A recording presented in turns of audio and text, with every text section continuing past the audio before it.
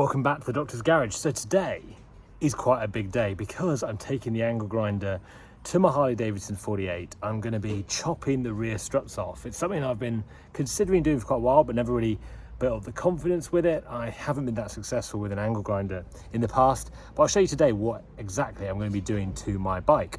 So this is my Sportster at the moment. So you can see I've started in a few mods to it. You might have seen here on the channel. I've done the seat, rear fender, rear indicators, front indicators, certainly looking a little bit better. Ignore the front for the moment. Some good stuff coming for that. But the rear end, it's these struts. You can see they're overhanging.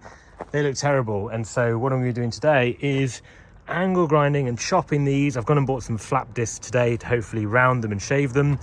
I don't think it'll be that much of a difficult job. I think it's going to be hard to get a nice finish on it, but we'll take our time with it and see how we get on today. But that's where we are at the moment, and you'll see what it will do is it will almost just shorten the bike so that most of the bulk sits there. I think aesthetically that will look better. The next step then is a rear tyre. So the rear tyre at the moment, you can see, looks a little bit narrow. I think it could do with getting a bit wider. My question to you guys, if you know much about these bikes, is if I do that, will I have to convert the belt drive to a chain drive? Because at the moment it's belt driven from factory. Will I need to do much about that? Let me know what you think in the comments below. So taking the number plate off now, you can see it's ready to be cut. I've worked myself up quite a lot for this. It's been probably about a year since I've been wanting to do this, but this summer is finally the summer where I get my bike completely sorted. So we're going to crack on and do that. So I guess next stage is really to mark out exactly where I want to cut, and then we're going to round it with a flap disc, hopefully paint it black, and it should look pretty factory. That's now marked up. You can see there I've marked them both up. It's quite hard to get exactly the same measurement because this weld line here is difficult to measure off. Don't know what I think is correct, but I'm actually going to cut one first, have a really good measure of it after it's been cut, and then we'll see how the other shapes up. But I think that's it really, not much else to do. I've got some brand new cutting discs for my angle grinder. I've only got a battery angle grinder, which probably isn't the best for this job, but one that I think will still hopefully do the job. And then I've just gone and bought some flap discs as well of different grades to hopefully round it off. However, I've never rounded anything off with a flap disc or cut something probably as important as this with an angle grinder. So let's see how we go. The other thing as well, while I'm at it, exhaust wise, these are obviously really long. They are just slip-ons. They're not like a full system exhaust. What would you go for on my bike? I don't want to go for short shots. I want something different. I'm thinking Vance & Hine grenades, but I want something that when it's idling and at low revs isn't absolutely like horrifically loud. These are quite loud even at low revs, just when you're driving around town. I don't mind it being noisy when you open it up, but just when you're sort of cruising, I want it to be a relatively quiet noise, and then it really comes on when you open the throttle. So what do you think about that? Short shots, no. Mini grenades, maybe. Any other systems you know, let me know. I've heard as well that if you get a 2-into-1 system, I think some of the Cobra exhausts, you get more performance out of it. And performance is critical to me, but it's more important than noise, let's say, at this point, because I'm going to get a performance air fills put on and then a 2-to-1 maybe. I know Cobra do some systems. Let me know what you think is best. It's very hard to listen to videos on YouTube of exhaust to get a good idea. So yeah, what do you think about that? But regards to that, actually let me know in the comments below. Let's get cutting this rear strut off the bike. So a little bit of practice with the angle grinder. This is the number plate bracket, and I got this off for about £15 off eBay.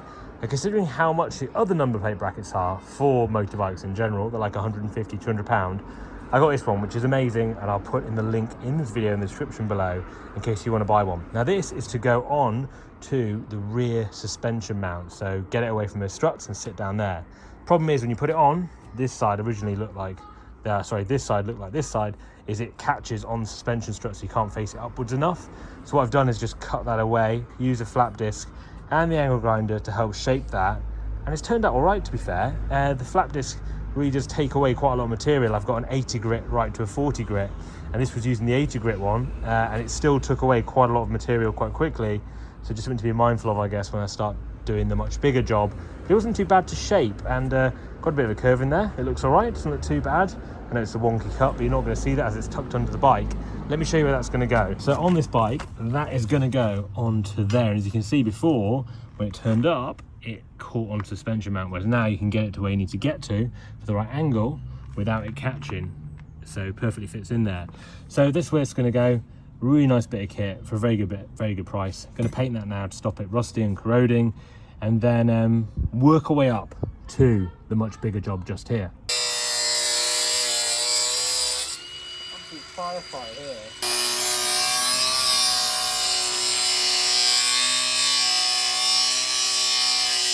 So I've managed to cut that far through, as you can probably see. My angle grinder is now sort of bottomed out on there, so I'm going to use my hacksaw to cut the rest of it and finish the job off. Quite a bit more cutting than I thought it'd be, but we are getting there. Coming off.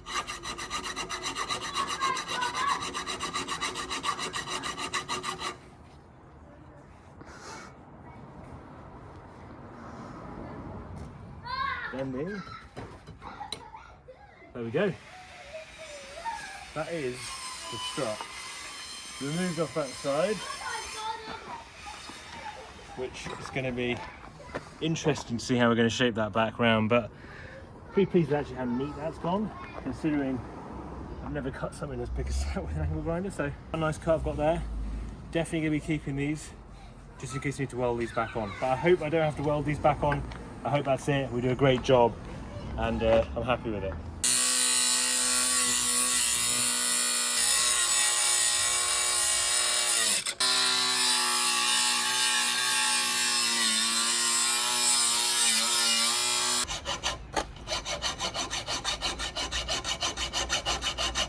They're the same length? Yeah. That's great. Done it. Struts are off. Something I've been wanting to do for about 2 years. It never felt like I could, to be honest. So, next job is to help to round them off, shape them off a little bit. Those number plate brackets will come back around, which will help cover some of that work that I do. And I suppose now is the most important job, to make sure that it looks neat when we do all that. Feel like I'm getting myself in a little deep here, but I've decided today to take them back a little bit further. You can see I've just cut this one back, and that's because then the indicators will sit just in front. Once that's shaped, rounded and painted, it's a lot better than this side where the indicators don't sit in front. So I think that's good, and I've realized that actually the best way to cut these, if you're going to do it yourself, is with a reciprocating saw, one of these. This definitely gets through it much quicker and more accurately. So go to the other side, and then let's start some shaping. So this is the cut end. You can see what we're going to do now is round that off with a flat disc, try and get it looking a little bit of a better shape than that. Let's see how we go.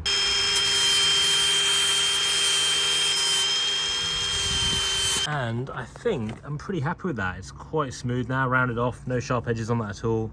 And so now it's just a case of being able to paint that, but that'll be perfect because then the indicator will sit right in front of there, so you won't really notice it anyway, and it's kind of tucked away.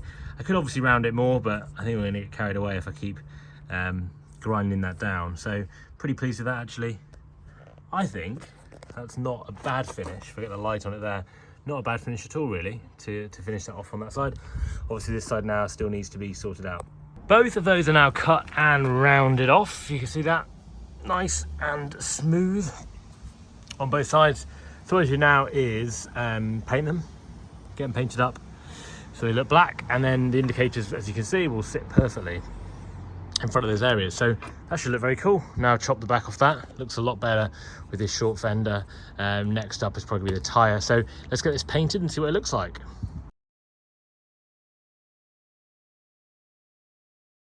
So I have now added the number plate bracket that I worked up, which is looking very good there. I've got to put the number plate light on. As mentioned, this was an eBay special, and on that I've also got this little LED light that needs to go in to the top there and then wire that up. Job for another day. But looking at the chop work we did, and now it's painted, it's the next day today, so it's dry.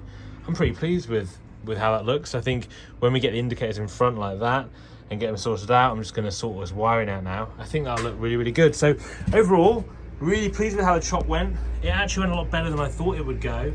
Never really know with these things when we start doing it, but I'm actually pretty pleased with that. Thanks for watching this video on my Harley Davidson 48 and the chop that we've done today. I'm going to get in a lot more videos and content on it, and I'll put that on my Instagram channel, so go follow my Instagram channel right here, and I'll see you guys in the next video.